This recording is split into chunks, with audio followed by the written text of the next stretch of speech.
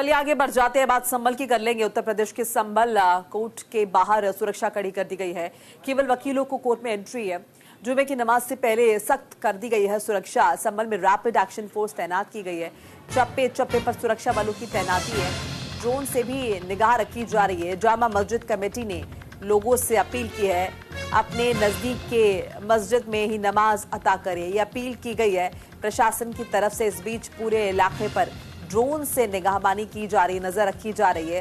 संभल high alert पर है। आज जुमा है और जुमे की नमाज के लिए 3 लेयर में 16 पुलिस कंपनियां तैनात की गई हैं।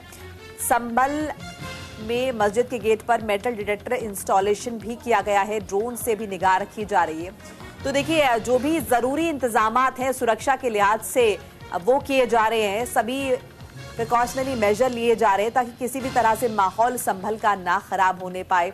77% से ज्यादा यहाँ पर मुस्लिम आबादी रहती है और जिस तरह से मस्जिद को लेकर सर्वे हुआ है, ऐसे में आक्रोश देखने को मिला है मुस्लिम समुदाय का।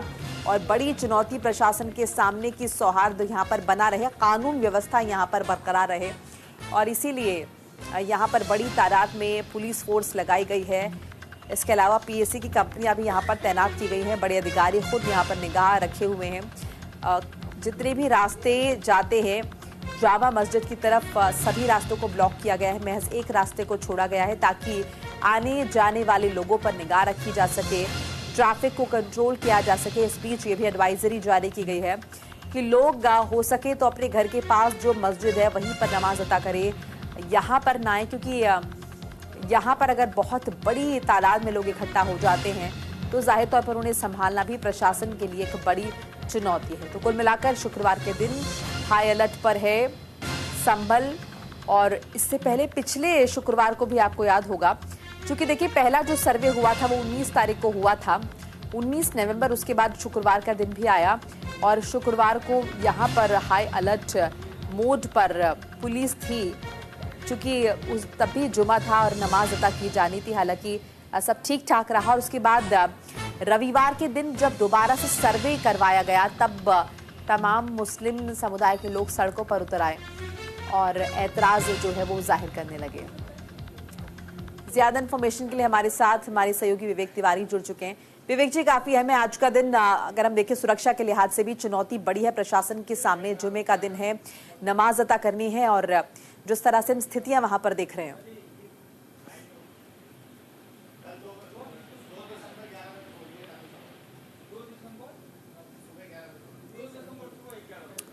चलिए एक बार फिर से उनसे जुड़ने की कोशिश करेंगे। इस बीच देखिए संभल में क्या स्थिति है मौजूदा, तस्वीरों के जरिए भी देख सकते हैं। मस्जिद के गेट पर मेटल डिटेक्टर इंस्टॉल कर दिया गया है। एक बार फिर से हमारे सहयोगी विवेक तिवारी का रुख करते हैं, हमारे साथ जुड़ चुके हैं।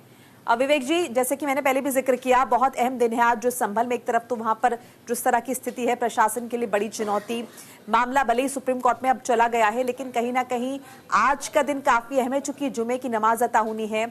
और ये भी कहीं ना कहीं पुलिस को आशंका है कि बहुत बड़ी तादाद में एक जगह पर यहाँ पर लोग इकट्ठा ना हो जाएं। देखिए, इस वक्त की सबसे बड़ी खबर ये है कि जो कोर्ट में आज सुनवाई होनी थी वो उसको टालने के लिए जो कोर्ट कमिश्नर है जिन्होंने सर्वे किया था कोर्ट के आदेश पर, वो अपील करेंगे। जैसा कि उनका अभी थोड़ी देर पहले एक स्टेटमेंट आया है कि आज रिपोर्ट सबमिट नहीं की जाएगी। ये कल तक ये खबर थी कि ये कहा गया था कि आज तारीख लगी हुई है और जो सर्वे हुआ है उसमें क्या कुछ निकला है ये रिपोर्ट आज कोर्ट में सबमिट की जानी थी। लेकिन एडवोकेट कमिश्नर ने ये कहा है कि आज वो रिपोर्ट सबमिट नहीं करेंगे। उसकी वजह ये है कि अभी माहौल अच्छा नहीं है, माहौल शांत हो जाए। उन्होंने ये भी बताया कि जब पहला सर्वे हुआ था तो उसमें व्यवधान हुआ था। शायद वो ये कहना चाह रहे थे कि दूसरा जो सर्वे इसलिए करना पड़ा क्योंकि पहले सर्वे में व्यवधान पैदा किया गया था और दूसरे सर्वे के बाद हिंसा हुई है, इसलिए माहौल को देखते हुए रिपोर्ट नहीं सबमिट की जाएगी आज। वो उसको सबमिट करने के लिए कोई डेट कोर्ट से ली जाएगी। तो ये इस वक्त की सबसे बड़ी खबर है। दूसरी खबर, सुप्रीम कोर्ट में जो सुनवाई होनी है उसमें क्या होना है ये देखा जाएगा। बाकी जुमे की नमाज को लेकर के अब सरकार का और प्रशासन का सारा फोकस इस बात पर है कि आज पूरे प्रदेश में, खासतौर से पश्चिमी उत्तर प्रदेश में जो मस्जिदें हैं और संभल में जहां पर जुमे की नमाज आज अदा की जानी है, वहां पर शांतिपूर्वक तरीके से निकल जाए। तो एक समस्या, जो एक चुनौती थी पुलिस के सामने, प्रशासन के सामने, कि अगर रिपोर्ट सबमिट होती है और उससे कुछ चीजें निकलती हैं तो उसके बाद कुछ तनाव बढ़ सकता है, वो कहीं ना कहीं वो टल गई है। अब सारा फोकस जुमे की नमाज को अदा कराने में है और वो शांति पूरी तरीके से निपट जाए, इसके लिए सारा ध्यान आप पुलिस प्रशासन। अच्छा विवेक जी, ये भी मैं आपसे समझना चाहूंगी, देखिए सुप्रीम कोर्ट में मस्जिद कमेटी ने अपील दायर की है कि सर्वे पर रोक लगे। ऐसे में ये जो रिपोर्ट है, क्या ये भी कंसिडर की जाएगी सुप्रीम कोर्ट में, और क्या ये भी असर डाल सकती है कि सुप्रीम कोर्ट की तरफ से क्या फैसला दिया जाएगा इस पर? देखिए, रिपोर्ट जब अभी तो रिपोर्ट सबमिट ही नहीं हुई है, जब तक कोर्ट में सबमिट नहीं की जाती तब तक इस पर सुप्रीम कोर्ट कोई संज्ञान नहीं ले सकता है। अच्छा। दूसरी बात यह कि जो शाही मस्जिद कमेटी है उसकी तरफ से पिटीशन सुप्रीम कोर्ट में फाइल की गई है, इसलिए उन्हें ये बताना है, वो इस बात को चैलेंज कर रहे हैं कि सर्वे नहीं कराया जाना चाहिए और इसके लिए जो उनके पास दलीलें हैं वो पेश करेंगे। तो ये केस दरअसल शाही मस्जिद कमेटी की तरफ से सुप्रीम कोर्ट में ले जाया गया है। इसके बाद अगर सुप्रीम कोर्ट कुछ कहता है हिंदू पक्ष से कि आप कुछ सबमिट करिए या आपका पक्ष क्या है, तो उसके बाद वो कार्रवाई होगी। तो अभी फिलहाल जो रिपोर्ट है सर्वे की, उसको लेकर के सुप्रीम कोर्ट में कोई कंसिडरेशन नहीं होने जा रहा है। सबसे पहले वो यहाँ के सिविल कोर्ट में होगा, फिर उसके बाद अगर जरूरत पड़ी तो सुप्रीम कोर्ट में इसको चैलेंज भी किया जा सकता है। और दूसरी बात, जो हिंदू पक्ष है वो इसके साथ अपने इस रिपोर्ट के समर्थन में सुप्रीम कोर्ट में अपनी दलील दे सकता है। तो फिलहाल अभी रिपोर्ट को लेकर सुप्रीम कोर्ट में कुछ नहीं होना है। अच्छा, मैं ये भी आपसे समझना चाहूंगी, चूंकि दलील जो है, अपील जो है सुप्रीम कोर्ट में ये दी गई है कि सर्वे ना हो, सर्वे खारिज किया जाए, तो ये समझना, क्या ये समझने की जरूरत है कि सर्वे तो चूंकि हो चुका है और अब उसे जिला अदालत में रखा जाएगा, अगर सुप्रीम कोर्ट उस पर टिप्पणी देता है मुस्लिम कमेटी के पक्ष में, मस्जिद कमेटी के पक्ष में, तो क्या ये सर्वे खारिज हो जाएगा अगर उनके पक्ष में फैसला आता है तो? देखिए, फैसला अभी आज के आज तो आना बहुत मुश्किल है जी। सर्वे को रोका जा सकता था, लेकिन चूंकि सर्वे अब कंप्लीट हो गया है, इसलिए अब उसको रोकने का कोई मतलब नहीं है। अब सर्वे की रिपोर्ट कोर्ट में प्रस्तुत करने से अगर सुप्रीम कोर्ट के सामने दलीलें रखी जाती हैं तो वो उस पर स्टे लगा सकता है, यानी कि रिपोर्ट सबमिट किए जाने पर वो रोक लगा सकते हैं अगर मुस्लिम पक्ष की दलीलों में दम दिखता है तो। वैसे अभी तक की जो हमारे सामने नजीरें हैं, खासतौर से ज्ञानव्यापी मस्जिद को लेकर के, जब वहां पर सर्वे हुआ था उसको रोकने के लिए भी सुप्रीम कोर्ट में जो मस्जिद कमेटी के लोग थे वो गए थे, लेकिन सुप्रीम कोर्ट ने सर्वे को रोका नहीं था, बल्कि उसकी रिपोर्ट भी बाहर आ गई थी। तो उस वाले फैसले में जो आदेश हुआ था उसको अगर हम देखें तो फिर सर्वे को रोकने या उसकी रिपोर्ट को रोकने के लिए सुप्रीम कोर्ट ने अभी तक कोई ऐसा केस सामने नहीं आया कि उन्होंने सर्वे की रिपोर्ट को रोका हो।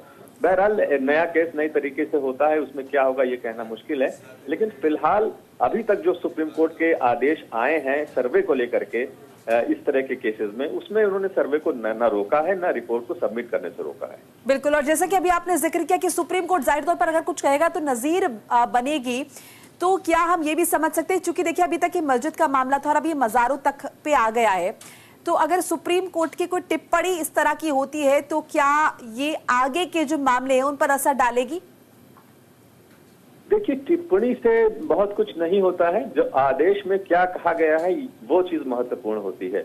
और आदेश इतनी जल्दी आता नहीं है, अभी तो चूंकि केस शुरू ही नहीं हुआ, अभी तो सुप्रीम कोर्ट ने सुना ही नहीं है, आज पहली बार वो इसको सुनेंगे, फिर उसके बाद डेट्स लगेंगी, जब अंत में फैसला आएगा तब देखा जाएगा कि क्या आदेश होता है। फैसले में टिप्पणी करने से नहीं हो सकता है कुछ, टिप्पणी तो की जाती है लेकिन उसकी कानूनी वैधता बहुत ज्यादा नहीं होती है। तो आदेश में सुप्रीम कोर्ट अल्टीमेटली क्या कहता है उस पर निर्भर करेगा। ठीक है विवेक जी, मैं ये भी समझना चाहूंगी, जैसे कि अभी आपने जिक्र किया कि पश्चिमी उत्तर प्रदेश पर ही पूरा असर देखा जा रहा है, संभल में तो है ही जो मामला है, लेकिन आपने जिक्र किया कि पश्चिमी उत्तर प्रदेश में भी कहीं ना कहीं पुलिस अब चौकस नजर आ रही है। जी हाँ, क्योंकि पश्चिमी उत्तर प्रदेश में सबसे ज्यादा टेंशन है आज के दिन को लेकर के। आज ही बरेली से जो मौलाना ताकीर रजा है, उन्होंने कहा कि वो पीड़ितों से मिलने के लिए संभल जाएंगे, एक उन्होंने अपनी घोषणा कर रखी है। दूसरी बात, जमीयत उलेमा हिंद के लोग हैं, वो लोग भी कुछ ना कुछ कर रहे हैं पीड़ितों के लिए।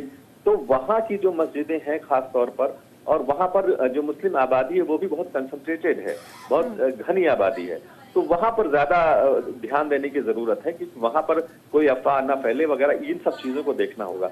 वैसे तो पूरे उत्तर प्रदेश में अलर्ट है, लेकिन पश्चिमी उत्तर प्रदेश में खास तौर से संभल हुआ, मुरादाबाद हुआ, चंदौसी हुआ, बिजनौर हुआ, सहारनपुर हुआ, बदायूं हुआ, ये सब जो इलाके हैं पश्चिमी उत्तर प्रदेश के, यहाँ पर ज्यादा पुलिस ध्यान दे रही है, ज्यादा अलर्ट है। वैसे कहने के लिए उत्तर प्रदेश भर में अलर्ट है कि आज जुमे की नमाज होती है और कहीं पर किसी तरह की कोई अप्रिय घटना ना हो, इसके लिए पूरी चौकसी बरती जा रही है। जी शुक्रिया जुड़ने के लिए, तमाम बातचीत साझा करने के लिए, जानकारी देने के लिए।